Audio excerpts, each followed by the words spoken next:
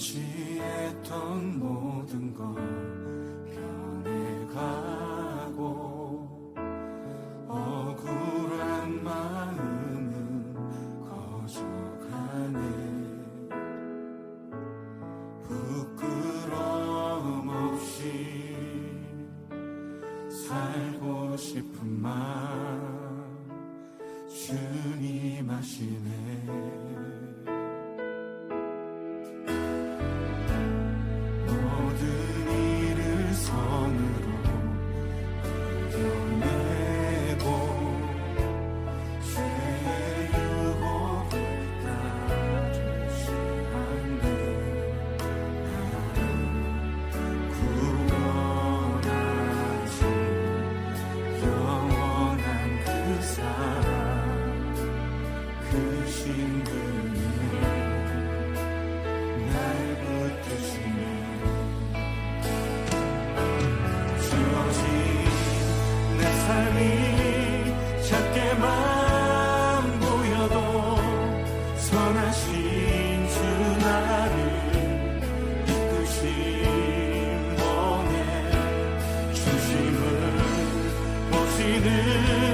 주님만 따르네.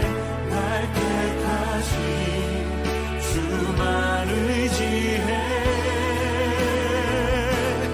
보이는 상황에 무너질지라도 예수 능력이 나를 붙드네.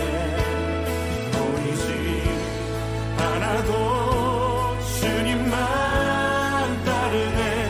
내 평생 주님을 노래하리라.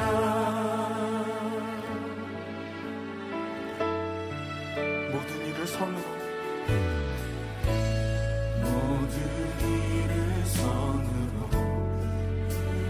이겨내고 죄의 유혹을 따르지 않네. 나를 구원하신 영원한 그 사랑 그 신들에 날 붙드시네. 주어진 내 삶이 작게만 보여도 선하신 주 나를 이끄신 원해. 중심을 보시는 주님만 따르네. 날 택하신 주만 의지해. 보이는 상황에 무너질지라도 예수 능력이 나를 붙드네. 보이지 않아도 주님만 따르네. 내 평생 주님을 노래. 우리 다시 한번 고백합시다. 주어진 내 삶이 작게만 보여도 선하신 주 나를 이끄신 너의 중심을 보시는 주님만 따르네. 날 택하신 주만 의지해. 보이는 상황에 무너질지라도 예수 능력이 나를 붙드네. 보이지 않아도 주님만 따르네. 내 평생 주님을 노래. 이 시간 함께 기도하며 나갑시다. 아버지, 사도신경 하심으로 우리의 신앙을 고백하시겠습니다. 나는 전능하신 아버지 하나님 천지의 창조주를 믿습니다. 나는 그의 유일하신 아들 우리 주 예수 그리스도를 믿습니다. 그는 성령으로 잉태되어 통정녀 마리아에게서 나시고 본디오 빌라도에게 고난을 받아 십자가에 못 박혀 죽으시고 장사된 지 사흘 만에 죽은 자 가운데서 다시 살아나셨으며 하늘에 오르시어 전능하신 아버지 하나님 우편에 앉아 계시다가 거기로부터 살아있는 자와 죽은 자를 심판하러 오십니다.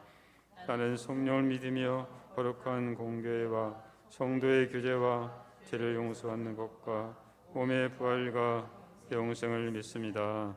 아멘. 찬송가 278장을 다 같이 부르시겠습니다.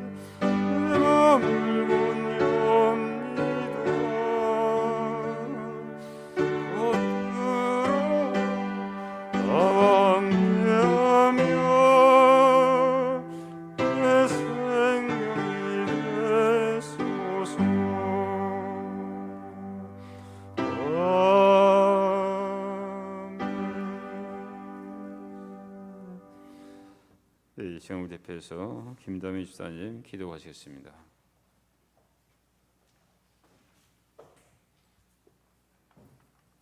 만물의 주관자요 모든 살아있는 것들의 주인이 되신 하나님, 풍성한 가을을 저희에게 허락해 주시니 감사합니다. 선하신 하나님은 뿌린 대로 거두게 하시고 수고한 대로 얻게 하시는 정직한 주관자이십니다. 흠많은 저희들을 예배당으로 모여 주님과 함께 할 수 있게 하여 주셔서 감사드립니다. 언제나 우리를 지켜주시는 사랑의 주님, 구원을 하나님께 온전히 드리기를 원합니다. 우리의 주어진 시간을 아끼고 일상의 가치를 깨달아 가장 아름다운 것을 주님께 드리게 하시고 하나님을 기쁘게 하는 삶을 살아가게 하옵소서. 참빛교회 성도들과 오삼군지단 935 부대 그리고 파병 중인 한빛부대 장병들 모두 마음과 생각을 새롭게 하여 세상이 잘못된 생각과 헛된 생각을 버리고 오직 거룩한 하나님만을 채워나가게 하옵소서. 함께 기도할 때 하나님의 능력이 나타날 것을 기대합니다. 맞잡은 손을 축복하여 주시고 마음을 같이하여 한 목소리로 기도할 때 하늘의 기적을 맛보게 하여 주시옵소서.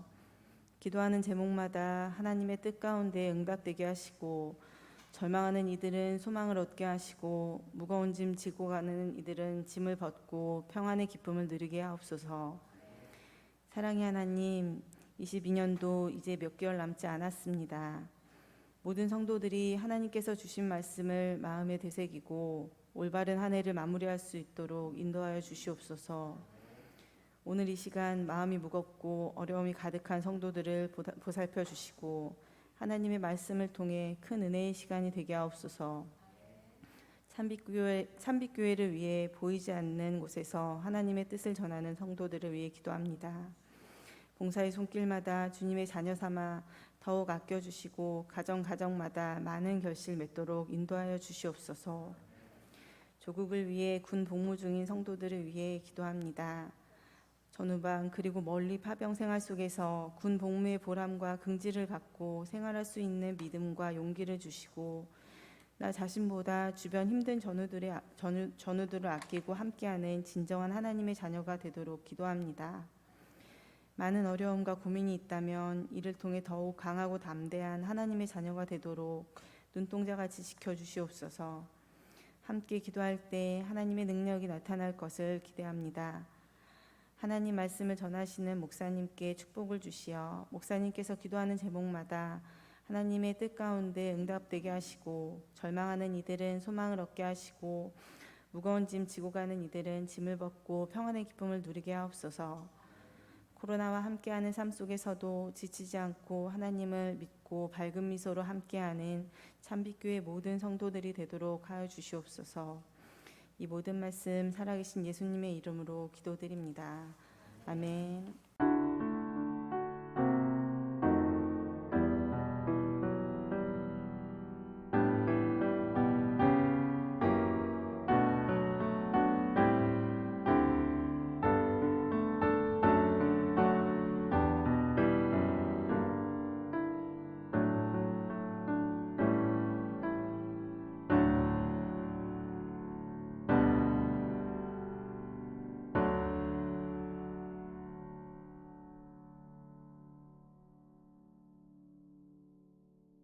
오늘 하나님께서 우리에게 주신 말씀은 여호수아 22장 10절부터 20절 말씀입니다. 여호수아 22장 10절부터 20절까지 보겠습니다. 우리 찾았으면 한 절씩 교독하겠습니다. 루벤 자손과 갓 자손과 므낫세 반지파가 가나안 땅 요단 언덕가에 이르자 거기서 요단가에 제단을 쌓는데 보기에 큰 제단이었더라. 이스라엘 자손이 들은즉 이르기를 루벤 자손과 갓 자손과 므낫세 반 지파가 가나안 땅의 맨 남쪽 요단 언덕과 이스라엘 자손에게 속한 쪽에 제단을 쌓았다 하는지라. 이스라엘 자손이 이를 듣자 곧 이스라엘 자손의 온 회중이 실로에 모여서 그들과 싸우러 가려 하니라. 이스라엘 자손이 제사장 엘르아살의 아들 비느하스를 길르앗 땅으로 보내어 루벤 자손과 갓 자손과 므낫세 반 지파를 보게 하되 이스라엘 각 지파에서 한 지도자씩 10 지도자들을 그와 함께 하게 하니 그들은 각기 그들의 조상들의 가문의 수령으로서 이스라엘 중에서 천부장들이라.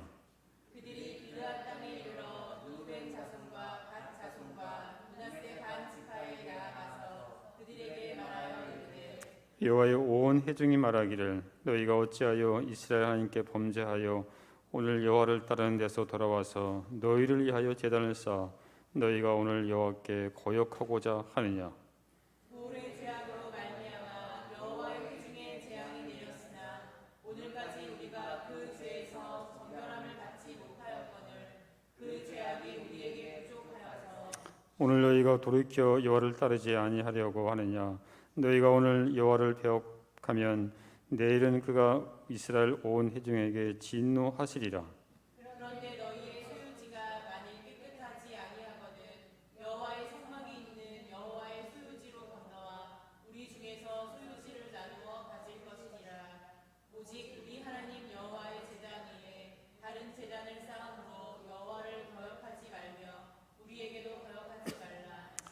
20절 같이 읽겠습니다. 세라의 아들 아간이 온전히 바친 물건에 대하여 범죄함으로 이스라엘 온 회중의 진노가 임하지 아니하였느냐? 그의 제약으로 멸망한 자가 그 한 사람만이 아니었느니라. 아멘.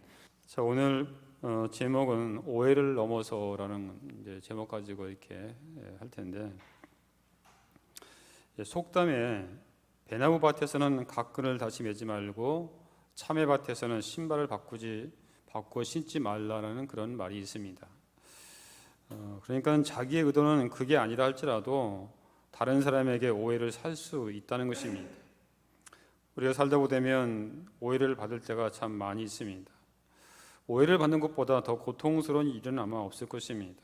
때로는 정말 견디기 힘들 때도 있습니다. 그래서 상대방의 오해를 받으면 어떻게 자신을 변해 볼 수가 없습니다.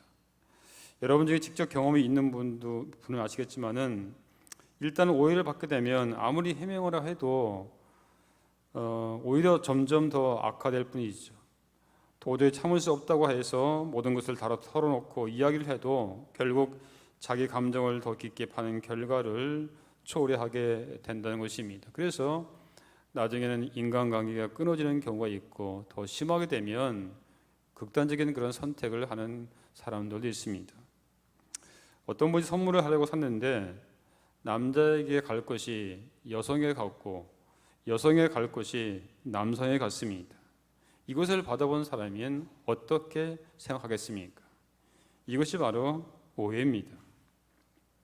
성경에 보면 이런 오해가 나옵니다. 사무엘상 18장에 보면 다윗이 적장 골리앗과의 싸움에서 이기죠. 그리고 사울과 함께 블레셋의 전장에서 돌아옵니다. 그들이 성읍으로 들어서자 사람들은 이들의 승리를 축하하는 노래를 부릅니다. 그래서 많은 여인들이 나와서 이렇게 하죠. 사울이 죽인 자는 천천히요, 다윗이 죽인 자는 만만히로다 했습니다.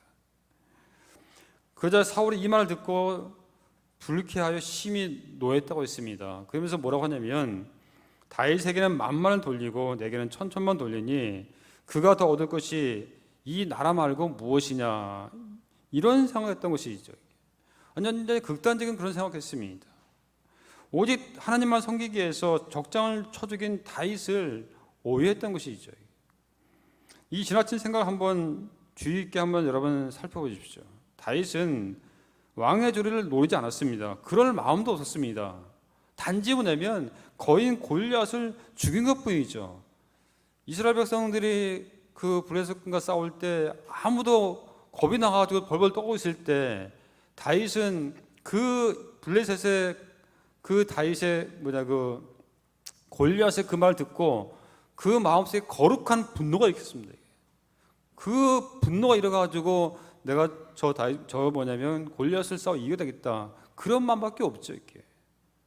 그럼에도 불구하고 이 사울은 극단적인 그런 엉뚱한 생각을 하고 있었던 거죠. 그날 이후로 사울이 다윗을 주목하였더라, 그렇게 성경은 말씀해주고 있습니다. 이것이 계기가 되어서 다윗은 사울 왕으로부터 쫓겨다니는 그런 인생이 됩니다. 이처럼 인간관계가 오해로 인하여 어려워지는 경우가 있습니다.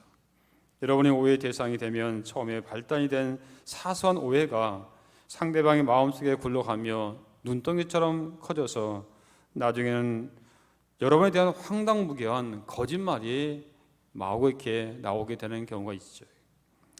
어떤 질투심 많은 남편이 어느 순간에 아내를 믿지 못하겠다는 그런 생각이 들었습니다. 어느 날 아내가 몇 시에 들어오겠다고 말하고, 그런데 그보다 1시간 반이 지난 후에 들어왔습니다. 그래서 남편이 어디 있었냐라고 묻자 아내는 사실 그대로 설명해 줍니다. 타당한 설명까지 해줍니다. 하지만 그는 믿을 수가 없었습니다. 자꾸 의심이 생기는 것입니다. 그 의심이란 것은 그의 상상력을 가동시키는 연료가 되어서 점점 마구 타오르며 더욱 신문대로 따지면서 예기치 않던 질문까지 하게 됩니다. 그 다음날 아침 남편은 차에 가서 주행거리 기록표를 확인합니다. 그리고 매일 아침 남편은 주행거리를 적어두고 집에 돌아오면 다시 확인하고 하루 주행거리를 일일이 계산하였습니다. 예를 들어서 10km를 주행했다고 합시다. 그는 집으로 걸어 들어오면서 아내에게 말합니다. 여보, 오늘 잘 지냈어? 예, 잘 지냈습니다. 오늘 어디 다녀왔어요? 그는 아내에게 이렇게 묻습니다. 그저 아내가 예, 미용실에 잠깐 갔다 왔습니다. 어디에 있는 미용실인데? 신성동에 있는 미용실이요. 신성동이라고? 그리고 다른 데는 가지 않았어요? 예, 안 갔습니다. 그래요? 신성동까지는 왕복 6km밖에 안 되는데 왜 주행 기록표는 10km지? 여러분, 지금 남편이라는 사람이 무엇을 하고 있습니까? 그는 이 오해라는 길목을 통해서 마음껏 지금 상상을 하고 있는 것입니다. 혹시 이 여자가 어떤 남자와 만났는지 아니면 누구랑 보이는지 온갖 상상을 하는 거죠. 우리도 일단 마음의 오해를 품게 되면 이렇게 변하게 된다는 것이죠. 그래서 때로는 싸움을 벌이는 경우도 있습니다. 오늘 본문이 바로 그런 내용입니다. 자, 이제 이스라엘 백성들은 정복 전쟁이 다 끝났습니다. 요단 동편의 땅을 차지하기 전에 요단 서편 가나안 정복의 선봉에 섰던 세 지파인 루벤, 갓, 므낫세 반지파가 이제 여호수아의 약속을 성실히 이행하고 다시 이제 요단 동편으로 돌아가려고 합니다. 이때 여호수아가 그들을 부릅니다. 그리고 그들이 앞으로 지켜야 할 교훈을 주는데, 자, 5절 한번 보겠습니다. 자, 22장 5절입니다. 5절 한번 같이 읽겠습니다. 자, 시작. 오직 여호와의 종 모세가 너에게 명령한 명령을 율법을 반드시 행하여 너희 하나님 여호와를 사랑하고 그의 모든 길로 행하며 그의 계명을 지켜 그에게 친근히 하고 너의 마음을 다하며 성품을 다하여 그를 섬길지니라 하고 있습니다. 이제 온 마음을 다해서 하나님께서 여호와에게 주신 말씀대로 뭐냐면 지키라, 이렇게 뭐냐면 당부했습니다. 그리고 그냥 돌려보는 것이 아니라 그 밑에 보면 그들에게 축복했습니다. 그리고 심히 많은 재산과 많은 가축과 금과 은과 동과 철과 많은 의복을 주면서 돌려보냈습니다.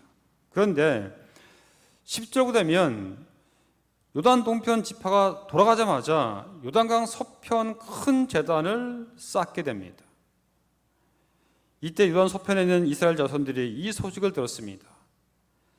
하지만 제단을 쌓을 이유에 대해서는 알지 못했기 때문에 나름대로 뭐냐면 추측을 하고 분노했던 것입니다. 희생제사 의식은 실로의 성소에서만 시행되어야만 했습니다. 출애굽기 23장 17절 보면 이스라엘 백성이라면 1년에 3차례 의무적으로 중앙 성소에 모여서 절기를 지키며 하나님께 예배를 드려야 했습니다.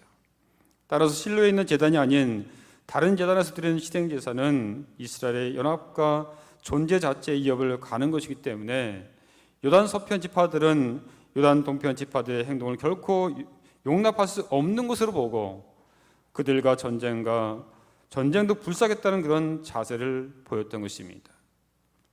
하지만 사실은 그런 것이 아니죠. 27절 보겠습니다. 자, 우리 27절 한번 보겠습니다. 27절 같이 읽겠습니다. 시작.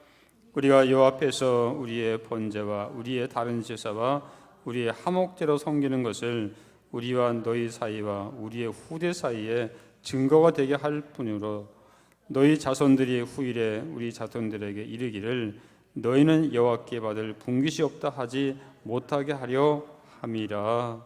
아멘.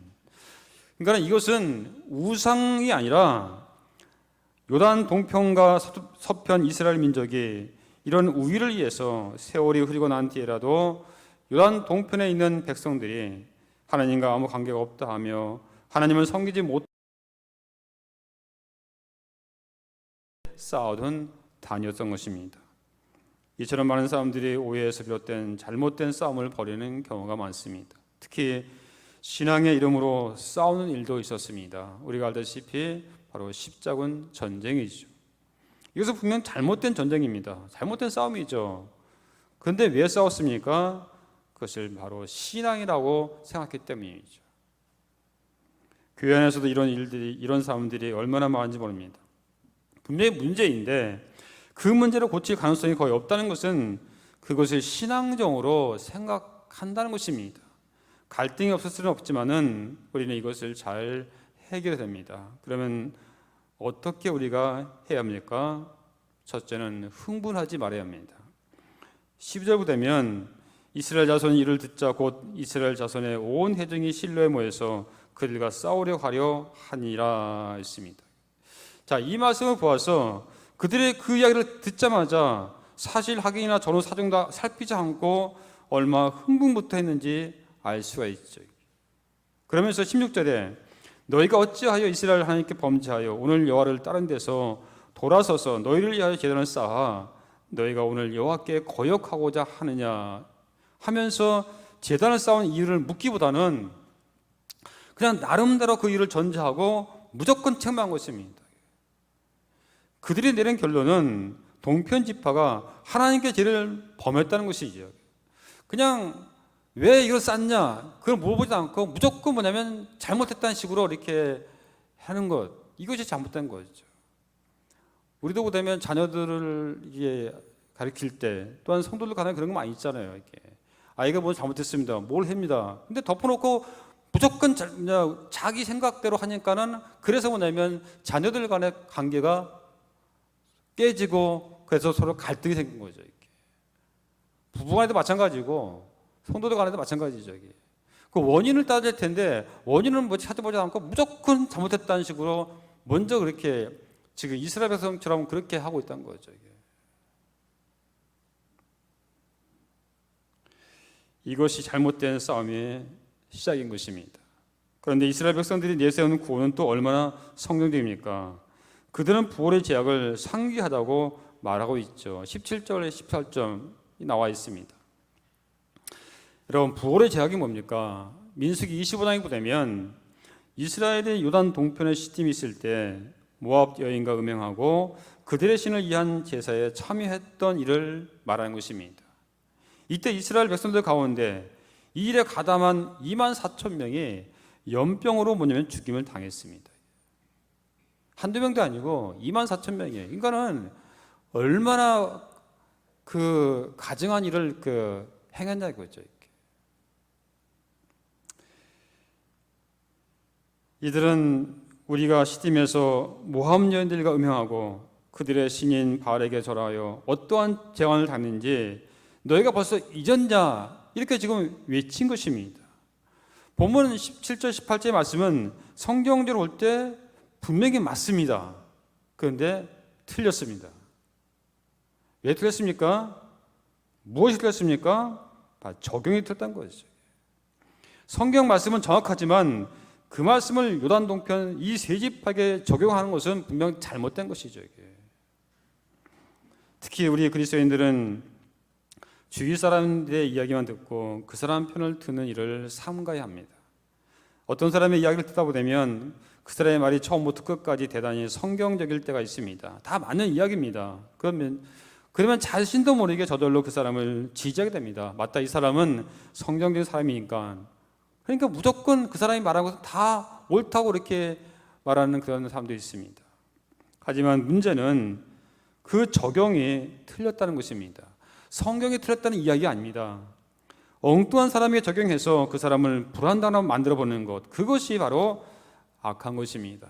말씀이면 다 끝나는 것이 아니죠. 성경은 들먹이면서 얼마든지 죄를 저지를 수 있다는 것이죠. 마귀도 뭐냐면 성경을 가지고 예수님께 시험을 한 것입니다. 이게. 그렇기 때문에 우리는 무엇보다 적용이 정확해야 됩니다. 또한 아간의 범죄를 예를 들고 있죠. 20절 보면 여러분, 아간의 범죄가 뭡니까? 이스라엘 백성들이 여리고 성을 공격할 때 하나님께서 이 성과 모든 것은 여호와께 온전히 바치라고 명령했습니다. 그 바친 물건에 손대지 말라고 분명히 뭐냐면 하나님께서 명령했죠. 하지만 아간이 하나님의 명령을 어김으로 이스라엘 아이성을 공격할 때 패배하게 되죠. 이에 여호수아와 이스라엘 백성들이 하나님께 부르짖고 그리고 계비를 뽑을 때 아간이 뽑히게 됩니다. 그리고는 아골 굴짝에서 돌로 쳐 죽이자 그때서야 하나님의 진노가 그치게 되죠. 이스라엘 백성들은 이것을 상기시키면서 요단 동편 지파들이 배역하게 되면 자신들에게도 하나님의 진노가 미칠 것이라고 그렇게 말하고 있습니다. 물론 옳은 말입니다. 하지만 분명히 적용이 틀렸습니다. 이들이 제단을 쌓은 것과 부올의 사건과 아간의 죄하고는 아무 상관이 없습니다. 그러므로 함부로 적용하는 것은 바로 죄악인 것입니다. 남에게 상처를 주기 때문이죠. 욥기를 보면 욥이 하루아침에 모든 재산과 자녀를 잃고 자신의 몸도 머리부터 발끝까지 온몸에 종기가 나서 얼마나 가려우면 기아장으로 피가 날 정도로 긁었습니다. 몰골이 말이 아닙니다. 완전히 그 속된 말로 귀신같이 완전히 노숙자 이건 저리 가라 하죠. 이렇게. 형체를 알아볼 수 없을 정도로 그런 모습이었습니다. 이렇게. 그런데도 이 친구들은 뭐라 합니까? 욥이 네가 지은 죄 때문에 겉으로는 잘 거룩한 척하지만은 네 속에는 분명히 하나님께서 분명히 어떤 죄가 있을 것이다 하면서 나름대로 자기가 그냥 상상하면서 그러면서 욥에게 네 죄가 죄 때문에 일어났으니까는 그래서 그에 대한 바로 하나님의 보응이라고 그렇게 보고 있던 것이죠. 이들은 자신의 문제점은 전혀 인식하지 못한 채 계속 욥을 압박하면서 하나님을 찾아 뉘우치고 회개하라고 촉구하고 있습니다. 우리는 함부로 남을 속단하며 적용해서는 안 되는 것입니다. 오늘날 교회 내에서도 많은 그리스도인들이 이런 오류를 범하고 있습니다. 올바른 하나님의 말씀을 잘못 적용하여 엉뚱한 사람을 곤란하게 만드는 문제가 있는데 이것은 하나님 앞에 엄청난 큰 죄인 것입니다. 그러므로 우리는 성급한 판단과 흥분을 할 것이 아니라 말하고 결정하기 전에 우리는 먼저 듣는 훈련이 필요한 것입니다. 그리고 충분한 정보를 얻고 바르게 이해하기 위해서는 바로 기다림이 좀 필요하다는 것이죠. 두 번째는 의사소통의 능력이 필요합니다. 자, 이러한 10지파에 대해서 루벤, 갓, 므낫세 지파는 어떻게 합니까? 자, 우리 22절을 한번 보겠습니다. 자, 22절 제가 읽겠습니다. 전능하신 자 하나님 여호와, 전능하신 자 하나님 여호와께서 아시나니 이스라엘도 장차 알리라. 이 일이 만일 여호와를 거역함이거나 범죄하거든 주께서는 오늘 우리를 구원하지 마시옵소서. 여러분, 되게 억울한 일을 당했을 때 어떤 말 하죠? 야, 우리는 성질도 없는 자 아니야? 야, 은혜를 원수로 갚아? 아마 이렇게 할 수도 있죠. 이렇게 아마 세 지파도 펄펄 뛰면서 이렇게 말할 수 있어요. 내가 너희들을 위해서 은혜를 베풀었는데, 너희들을 위해서 싸웠는데 너희들이 은혜를 이렇게 원수로 갚아? 할 수도 있었어요. 이렇게. 하지만 이 세 지파는 그렇게 하지 않았습니다. 오히려 탁월한 선택하죠. 이들은 바로 대화를 시도한 것입니다. 자, 24절 보겠습니다. 우리가 목적이 있어서 주의하고 이같이 하였노라. 곧 생각하기를 후일에 너희 자손이 우리 자손에게 말하여 이르기를 너희가 이스라엘 하나님 여호와 무슨 상관이 있느냐. 25절 같이 읽겠습니다. 너희 루벤 자손 갓 자손아, 여호와께서 우리와 너희 사이에 요단으로 경계를 삼으셨나니 너희는 여호와께 받을 분깃이 없느니라 하여 너희의 자손이 우리 자손에게 여호와 경외하기를 그치게 할까 하여 했습니다. 자, 이들은 하나님께 엄숙히 맹세하면서 자신의 결벌을 정중하고 분명하게 해명했습니다. 세월이 지난 다음에 요단 서편 지파들의 자손들이 요단강을 근거로 동편 지파 자손들을 여호와 관계없다고 배척하면 그 자손들이 여호와에 대한 신앙을 버릴 수 있다는 것입니다. 자, 이 말씀은 이스라엘 공동체 신앙이 무너질까 염려하고 또한 자신의 세대뿐만 아니라 다음 세대의 신앙까지 염려하는 모습을 지금 보여주고 있습니다. 제단을 쌓는 것이 결코 번제나 다른 제사를 위한 것이 아니라 그들과 요단 서편 지파들, 특히 서로의 후손들 사이에 하나됨을 증거하기 위한 것이라고 이들은 말했습니다. 결국 오해가 풀리게 되죠. 이에 요단 서편의 대표자들은 동편 지파들의 설명을 좋게 여겼다고 했습니다. 30절 볼까요? 제사장 비나스와 그와 함께한 회중의 지도자들 곧 이스라엘 천천의 수령들이 루벤 자손과 갓 자손과 므낫세 자손의 말을 듣고 좋게 여긴지라 했습니다. 그들이 제단을 쌓은 것은 신앙의 표현이요 여호와의 규례에 어긋남이 없다는 것을 인정했습니다. 제단의 목적에 대한 동편 지파들의 설명은 심판에 대한 염려가 기울였음을 보여주고 있는 것이죠. 이런 의미에서 그들은 이스라엘 자손을 여호와의 손에서 건져낸 것입니다. 비록 오해에서 시작됐지만은 요단의 동편과 서편 지파가 한 가지로 하나님께 대한 확고한 신앙을 고수하고 있다는 사실에 즐거워했습니다. 33절 보면 이스라엘 자손이 즐겁게 한지라 이렇게 말씀하고 있죠. 우리 사회는 대화가 가능한 사람, 다른 사람이 자신의 의도를 이해할 수 있는 사람을 납득시킬 수 있는 그런 사람이 필요합니다. 그래서 문제가 있는 곳에 그 사람만 들어가면 대화가 이루어지고 그 사람만 들어가면 화해가 되고 그 사람만 들어가면 오해가 풀린 그런 사람을 우리는 키워야 할 것입니다. 저는 여러분들이 그랬으면 좋겠습니다. 우리 자녀들이 이런 사람이 됐으면 좋겠습니다. 우리 용사들이 이런 인물이 되기를 주님의 이름으로 간절히 축원드립니다. 그러면 설득하기 위해 필요한 것이 무엇입니까? 내 논리만으로는 절대 설득할 수 없습니다. 상대의 논리를 가지고 내 뜻을 이해시키는 것이 바로 설득력입니다. 예를 들어서 다른 나라 사람들을 설득하려 하는 자리에서 우리의 논리만 가지고 설명한다면 상대가 설득이 되겠습니까? 아무리 대한민국의 문제라도 대한민국의 논리로 말하는 것은 국제사회에서 통하지가 않습니다. 우리의 문제를 우리의 논리만 주장하면 그것을 누가 알아듣겠습니까? 미국을 설득하려면 우리의 민주를 미국의 논리로 설명할 줄 알아야 합니다. 일본을 설득하기 위해서도 마찬가지죠. 일본은 일본들의 논리가 있고 중국은 중국 나름대로의 논리가 있고 유럽도 유럽들의 논리가 있습니다. 그 논리를 가지고 우리의 뜻을 전달할 수 있는 능력, 그것이 바로 설득력입니다. 우리는 상대의 논리를 배워야 합니다. 상대의 언어를 습득하고 또한 상대의 문화도 뭐냐면 우리가 이해를 해야 한다는 거죠. 우리의 문화, 우리의 이해로 그들을 뭐냐면 이해시키려고 하면 될 수가 없어요. 근데 TV 보다가 그때 그 사건이라는 이렇게 프로그램이 있더라고요. 그 내용에 보면 이런 내용이 나옵니다. 윤미정이라는 분이 있었습니다. 물론 윤미정 이름은 이제 가명입니다.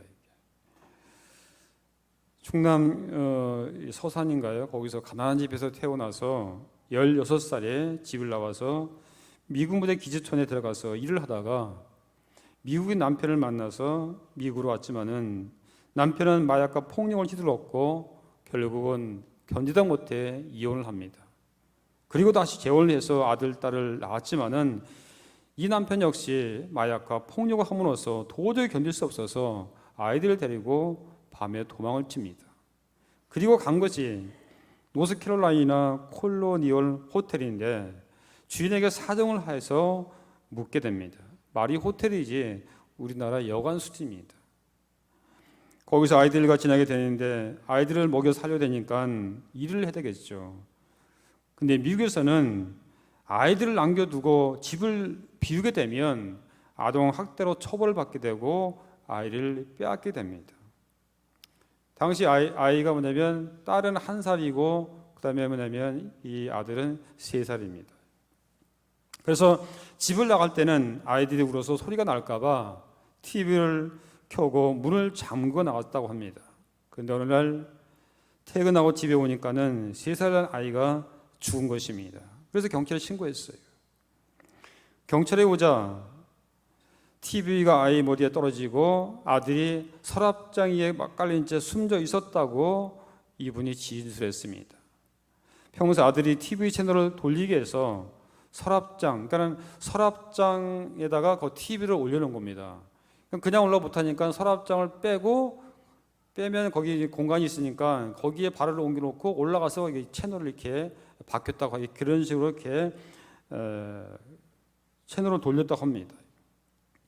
그래서 평소 아들이 채널을 돌리기 위해서 서랍 위에 자주 올라갔었는데 집을 비운 사이에 서랍장과 TV가 엎어지면서 아이가 깔려서 사망한 것 같다. 그렇게 진술했습니다.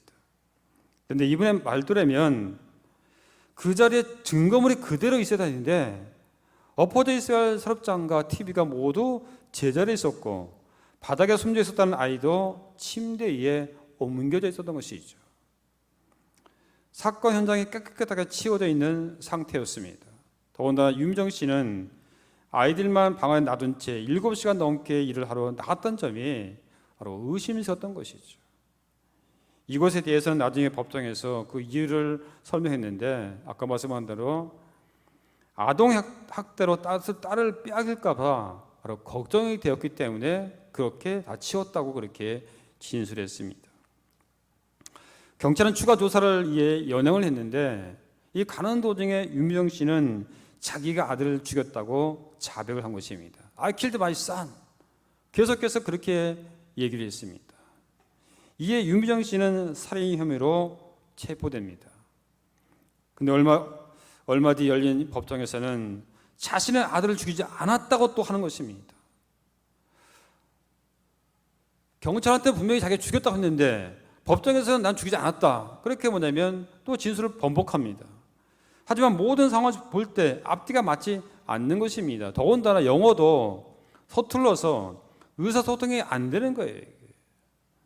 결국 20년 징역 선고를 받게 되죠. 이때가 1987년 6월입니다. 그러다가 5년 지난 다음에 1992년 한인 출신 서승혜 변호사가 수감중인 그녀를 만나 직접 이야기를 나누고 재판 기록 및 사건 기록까지 살펴본 결과 유미정 씨가 억울하게 옥살을 하고 있다고 판단해서 재심을 요청하게 됩니다. 왜냐하면 당시 유미정 씨는 영어가 서툴렀는데 통역사도 없었습니다. 그러면 하려면 통역사 있어야 되는데 통역사 없이 경찰 조사 및 재판을 받았습니다. 그리고 그녀의 자책거리는 말이 그대로 자백 증거가 들어간 것이 문제라고 판단한 것입니다. 우리나라 사람들은 대개 자녀들이 잘못하면 부모들이 어떻게 합니까? 내 탓이요, 내가 잘못해서 그랬다, 이렇게 하지 않습니까? 유미정 씨도 바로 그런 의미로 자신을 자책하면서 영어로 자기 아들을 죽였다고 한 것인데 미국에서는 이것을 그대로 받아들이게 된 것입니다. 한국적인 정서로는 맞지만은 재판에서는 이것이 자백으로 그대로 받아들이게 된 것이죠.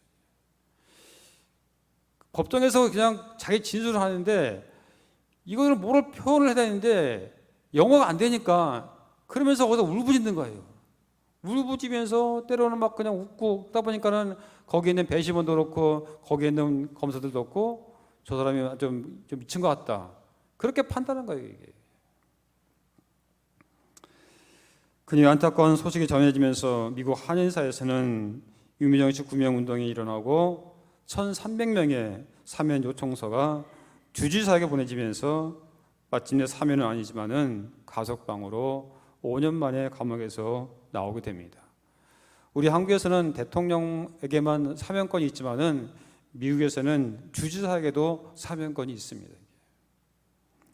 출소한 이후에 뉴욕의 한인교회에서 일도 하고 조용히 지냈습니다. 하지만 죽은 아들에 대한 생각으로 절망감과 술문 속에 살면서 노숙 생활을 하다가 경범죄로 걸려서 2006년 미국에서 추방을 당하게 됩니다.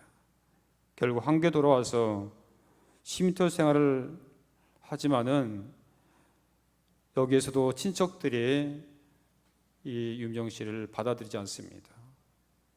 결국 쉼터에서 노숙 생활을 하다가 간암으로 작년 12월에 61세 나이로 돌아가셨습니다. 문화적인 차이와 영어 오해로 인해 이분은 기구한 인생을 살았던 것입니다. 그렇다면 이 같은 일이 나에게 닥치면 어떻게 될까요? 시편 140편 보게 되면 다윗은 내가 여호와께 말하기를 주는 나의 하나님이시라고 그렇게 기도했습니다. 이 시편 140편은 다윗이 오해를 받음으로 바로 지은 시입니다. 여기에 보게 되면 다윗은 하나님께 이렇게 기도합니다. 주여 나는 나의 하나님이시오니 지금 나의 힘이 되어 주시옵소서라고 그렇게 기도했습니다. 우리도 오해를 받을 때 모든 것을 하나님께 맡기고 주님 저는 방어할 수 없습니다. 저들이 나를 오해하고 있습니다. 내 말에 옳건만 저들은 믿으려 하지 않습니다. 주님께서 맡아 주시옵소서 이렇게 우리가 기도를 할 것입니다. 그럴 때 하나님께서는 정말 믿을 수 없는 권능으로 행하시어서 우리의 삶에 그의 이름을 영광되게 하신다는 사실입니다. 오늘 말씀을 통해서 기억할 것은 신앙 공동체 내에서도 분쟁이나 오해가 전혀 없이 평화롭게 살 수 있다면 좋겠지만은 그러나 현실적으로 불가능합니다. 하지만 우리는 할 수 있는 모든 사람과 화평하기 위해서 노력해야 할 것입니다. 그리고 어떤 일을 들었을 때 절대로 흥분하지 마시고 먼저 원인을 찾아내시기 바랍니다. 그리고 설득력을 길러야 됩니다. 우리 자녀들 특별히 설득력을 길러야 돼요. 어떤 사람들 보면 어떤 애들 보면 뭐 하든 무조건 우는 아이 있어요. 이렇게. 좀 이렇게 표현을 못하니까 무조건 울고 부르는 게 아니라 거기에 대한 설명이나 뭐가 있어야 되는데 그냥 무조건 우는 아이가 있어요. 이렇게. 그거는 벌써 지는 것이죠. 이렇게. 그리고 자기만의 논리로 따지지 말고 상대를 설득할 수 있는 그런 하나님의 거룩한 백성, 설득력 있는 대화가 가능한 분별이 있는 그런 우리가 되어야 한다는 것이죠.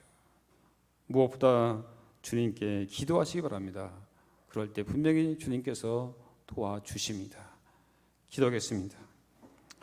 은혜로우시고 자비로우신 아버지 하나님 감사합니다. 오늘 말씀을 통해서 다시 한번 우리에게 깨달음을 주시면 감사합니다. 아버지 하나님, 신앙의 공동체에서도 때로 이런 오해가 있을 때 무조건 상대를 오해한 일이 없게 하여 주시옵소서. 흥분하지 않고 먼저 원인을 찾고 그리고 설득력 있게 그들을 설득할 수 있는 그런 능력을 우리에게 허락하여 주시옵소서. 자기만 논리로 따지지 말고 상대를 설득할 수 있는 분별력 있는 그런 우리 모든 성도들, 우리 용사들, 우리 자녀들 되게 하여 주시옵소서. 예수님의 이름으로 감사하며 기도하옵나이다. 아멘. 이제는 우리 구주 예수 그리스도의 은혜와 하나님 아버지의 극진하신 사랑과 성령의 감화감동 충만하신 은총이 오늘 말씀을 통해서 어떠한 상황에 불구하고 오해를 넘어서 정말로 설득과 오직 주님께 기도하며 나가기 원하는 사랑하는 모든 성도들 머리머리 예와 우리 오산 구수전단과 구상화 부대에 그리고 멀리 해외에서 임무 생활하고 있는 우리 한비 부대에 이제로부터 영원까지 간절히 축원하옵나이다. 아멘.